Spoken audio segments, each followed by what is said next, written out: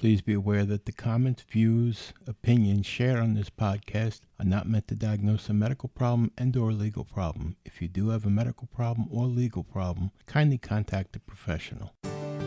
Welcome to An Apple a Day, a podcast, a resource, a community.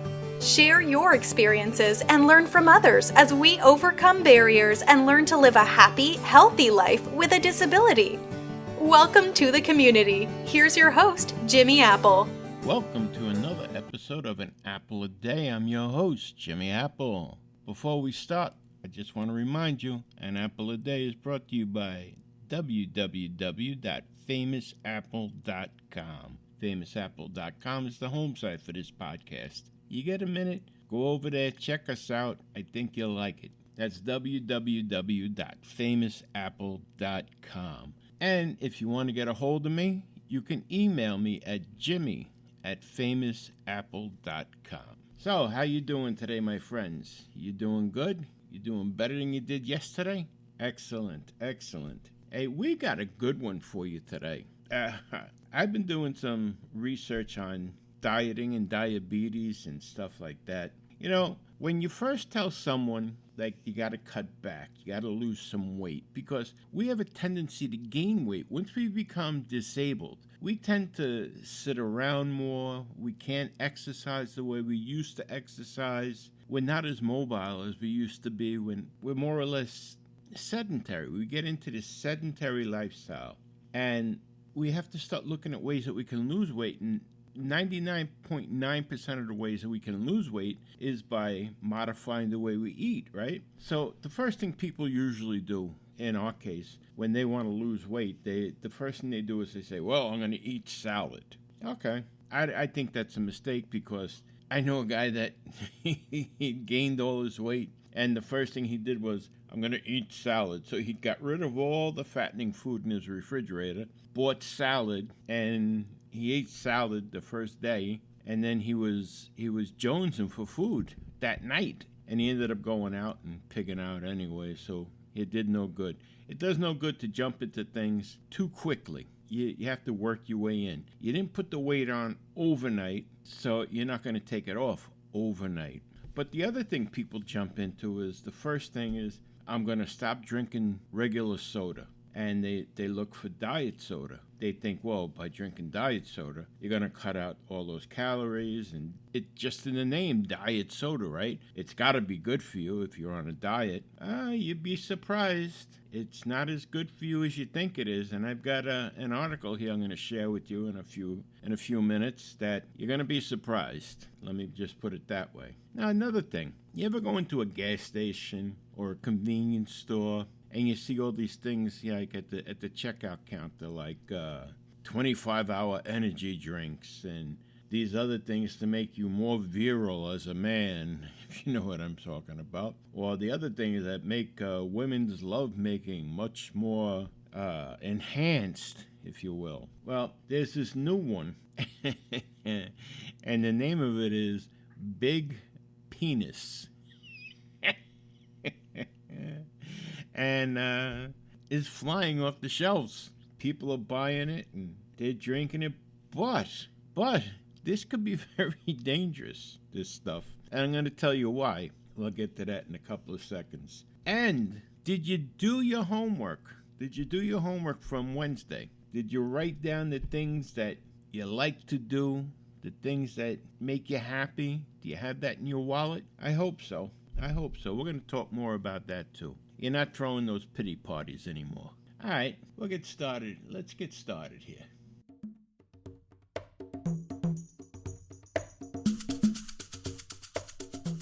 All right, so you go to the doctor, and you notice you've been putting on a little bit of weight here and there, and the doctor tells you have to take off the weight because right now, at this moment, you're pre-diabetic. Well, pre-diabetic. Diabetes, that's the last thing you want. That's a nasty, ugly disease, and it affects all parts of your body. So it scares you. It naturally scares you. So now the doctor tells you have to cut back on sugar, and you have to lose weight, and you have to get a little bit of exercise somehow. So the first thing you hear is you have to cut back on sugar. So for me, when I was first told I was pre-diabetic, first thing I did was when I went to the coffee shop, I wanted no more sugar in my coffee. Now I only wanted sweetener, the sugar substitutes. I was going to use Sweet and Low, Equal, Splenda, whatever, anything like that, but no more sugar. So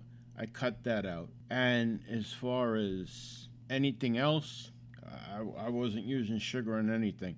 Soda, I wasn't going to drink regular soda anymore. So I went right for the Diet Pepsi. I was a big Pepsi drinker. I went right for the Diet Pepsi. I figured that's got to be good. That's the best thing for me. I'm not consuming sugar in the soda. So I'm figuring I'm doing the right thing right along. I was wrong. I was completely wrong. I'm going to tell you why. There was an article came out earlier this year in the Sun News from the UK about a study that was done. Actually, the study was done in the Bronx, New York at Einstein Medical Center about these sugary diet drinks. And I'm going to share that with you right now. The article says just 2 diet drinks a day increases the risk of stroke by 1/4 and heart disease by 1/3. Really? So drinking Diet Coke every day, say, increases your risk of dying young, experts have warned. 2 or more artificially sweetened diet drinks a day ups the risk of stroke by 1/4 and heart disease by 1/3, new findings show. And compared with people who never touched them, the risk of early death is 16% higher for diet drink guzzlers. Diet drinks are not harmless. Scientists have warned their findings should serve as a warning to those on diets. Dr. Yasmin Rahmani, lead author of the study at the Albert Einstein College of Medicine in the Bronx, New York, said, many well-meaning people, especially those who are overweight or obese, drink low-calorie sweetened drinks to cut the calories in their diet. Our research and other observational studies have shown that artificially sweetened beverages may not be harmless, and high consumption is associated with higher risk of stroke and heart disease. Heart disease is where the blood vessels that supply the heart with blood narrow,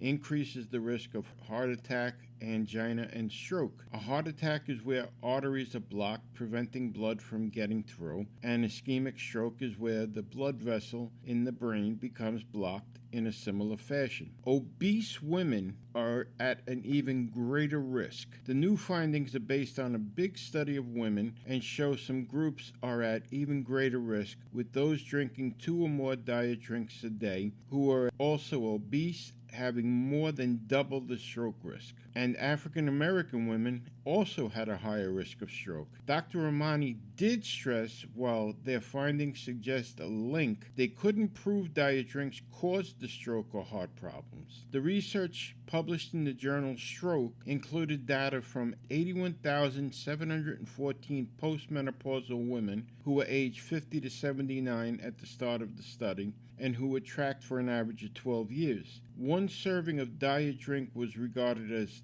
355 milliliter. Dr. Rahmani said the study had not looked at individual artificial sweeteners, saying, we don't know specifically what types of artificially sweetened beverages they were consuming, so we don't know which artificial sweeteners may be harmful and which may be harmless. More research is needed. Tracy Parker, senior dietitian at the British Heart Foundation, said more research is needed to fully understand the link found in this study. She said, we're all too familiar with the fact that sugary drinks are not only bad for our teeth, but the excess calories can also put on weight, increasing our risk of suffering a heart attack and stroke. Although this study rightly suggests that diet drinks don't do us any good, it's observational. This means that we don't know why the drinks might be linked to an increased risk of heart and circulatory disease. To definitely understand the link between diet drinks and disease risk, more research is needed. But that doesn't mean you're off the hook. Put your sugary drink down and swap it for water. Your body will thank you for it. Oh, there you have it. They're talking about using these artificial sweeteners, and I can understand that. There's been studies done in the past, and they've told you that some of these sweeteners can cause cancer. And is it worth the risk? Is it really worth the risk? Plus, on these hot days, these really hot days, soda does no good for you. That doesn't quench your thirst. It makes you more thirsty. Water is probably the best thing you can drink. I always laugh. I was going to Weight Watchers, and Weight Watchers tells you to drink 8 12-ounce glasses of water a day, and drink water before you eat, and it'll fill you up. And they have all these theories, and they work. They actually do work. But you always get that one person in the class, and they say, I can't drink water. What do you mean you can't drink water? I can't drink water. I can't stand the taste of water. What does water taste like? I've never heard anyone say that before. And try it. Drink a glass of water and tell me what water tastes like. Does it taste like chicken? I don't know.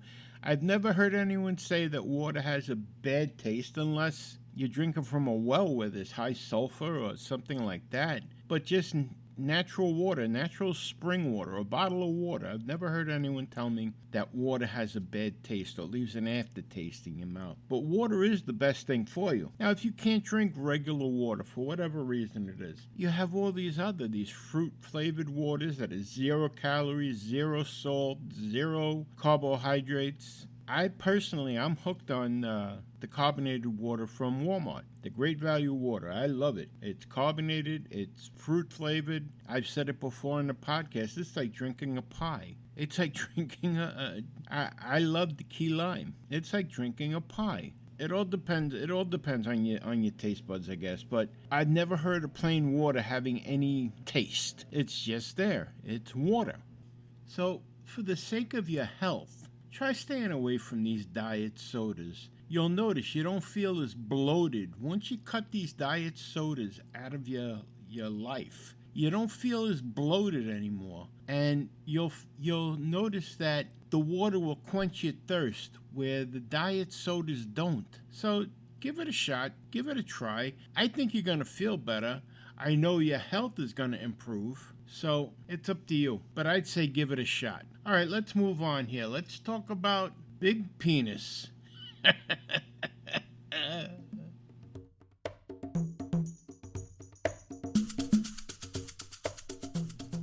Well, I kid you not. There's actually a product out on the shelves called Big Penis. I don't know where or how things changed that all of a sudden something with the name Big Penis ended up on grocery store shelves. Can you imagine? Now, I grew up in the 60s and the 70s. I just can't imagine my mother going to the store and saying, well, I have to get canned peas, canned carrots, a box of cereal, 2 bottles of Big Penis, a container of milk. I just can't see that happening.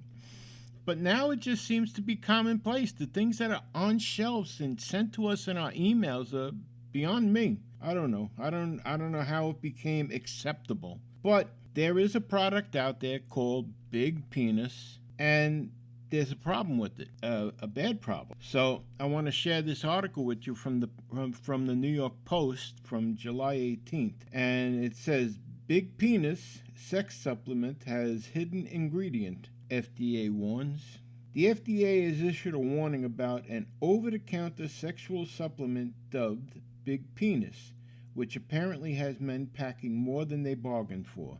FDA laboratory analysis confirmed that Big Penis contains sildenafil, the active ingredient in Viagra, said the Food and Drug Administration in a press release this week. This undeclared ingredient may interact with nitrates found in some prescription drugs, such as nitroglycerin, and may lower blood pressure to dangerous levels, the agency explained. People with diabetes, high blood pressure, high cholesterol, or heart disease often take nitrates. FDA confirmed the existence of sildenafil through a random lab test at one of its international mail facilities. according to officials, including an FDA-approved prescription drug such as Viagra, which is used for erectile dysfunction, with an over-the-counter stimulant, is highly illegal and can lead to patients suffering severe side effects that they didn't sign up for. Healthcare officials and patients should report adverse events or side effects related to the use of this product to FDA's MedWatch Safety Information and Adverse Events Reporting Program, the FDA said. This notification is to inform the public of products marketed as dietary supplements or conventional foods with hidden drug ingredients and chemicals. These products are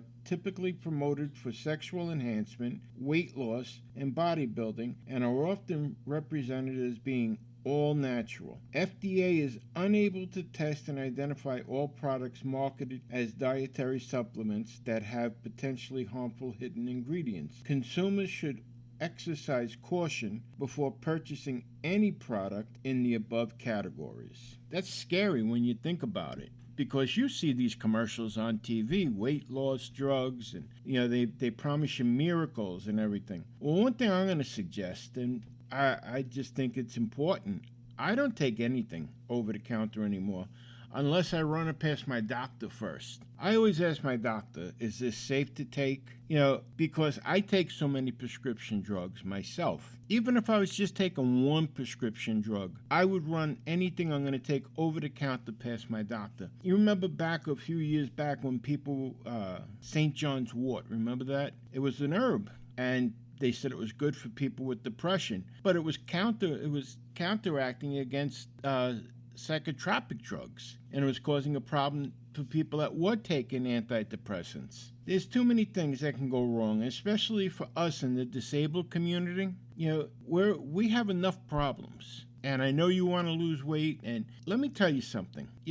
There is no miracle drug out there. There's no miracle drug out there that's going to make you lose weight overnight. No matter how they sell it to you, no matter what they tell you, it's not going to work. The only thing that works is behavior modification, willpower. You didn't put the weight on overnight, and you're not going to take weight off overnight. Now, as far as sexual enhancements, talk to your doctor. If you have a problem, talk to your doctor. If you have erectile dysfunction, talk to your doctor. Don't try and self-diagnose. Please, don't do that, because you're only going to cause harm for yourself. But these things scare me. It's the same thing with those power drinks, the energy drinks. I remember just joking one time with my doctor, my cardiologist. Him and I have a good rapport, and I was just joking with him. I said I was thinking about trying this. It was a big name energy drink on the market. And he says, oh, that's good. I said, would you have a problem if I did that? He says, no, not at all. He says, just find yourself another cardiologist.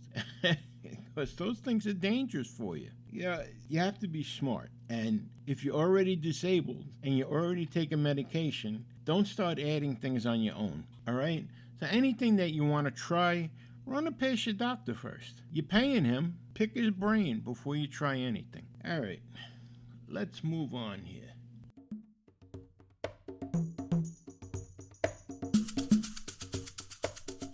All right, I've got a secret for you. All right, this is top secret, top secret. And I think 9.5 out of 10 doctors agree with me that this is by far the best medication, okay?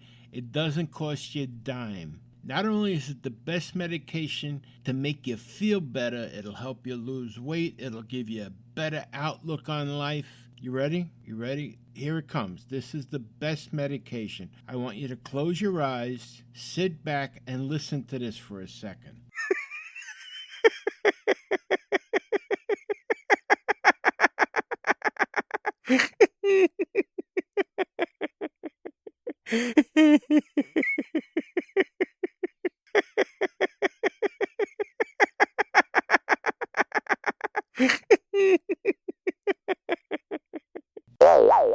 Now, I'm not a doctor, but if I was, I'd whip out my prescription pad and prescribe this for you to take every day as needed. That's right. Take it every day as needed. Now tell me, when you listen to that, be honest. Didn't you giggle just a little bit? Didn't you chuckle just a little bit? Didn't it make you feel good for a second? Laughter. Laughter is by far the best medicine. And just because we're disabled doesn't mean we can't laugh. It doesn't mean that we're prisoners in our houses or within ourselves. Life can still be good. Life can still be fun. We just have to figure out a way to make it that way. And we have to be able to laugh. Laugh at ourselves even. But laugh. Enjoy yourself. Enjoy life. Life is not over just because you're disabled. It's not. Find something to laugh at every day. That's your homework this time. Find something to laugh at every day and see how it makes you feel inside. It's going to make you feel good. It's going to make you feel better. Trust me. Well, thanks a lot for stopping by today, my friends. I really appreciate it. I love talking with you. Keep the emails coming. I enjoy reading each and every email. And I want you to remember this. No matter what, things can always be worse. That's right. Right now, someone, somewhere, is wishing they were in your position. So things can always be worse. Look, I'll talk to you next week. Have a great weekend. All right? Enjoy yourselves. Stay out of the heat. Make sure you're in the air conditioning. This heat wave is really getting to be something, huh? But stay out of the heat. Stay hydrated and laugh. Make sure you laugh. Send me an email. Let me know what you're laughing about. Maybe you're laughing about me. Maybe you think I'm crazy. Whatever. But laugh. You've been listening to An Apple a Day. My name is Jimmy Apple. Talk to you next week, my friends.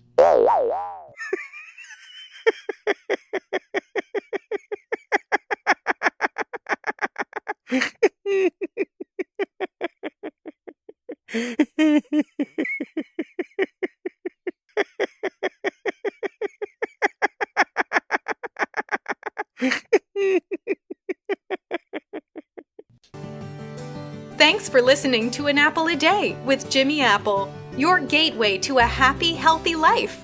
Join our community at www.famousapple.com. See you next time.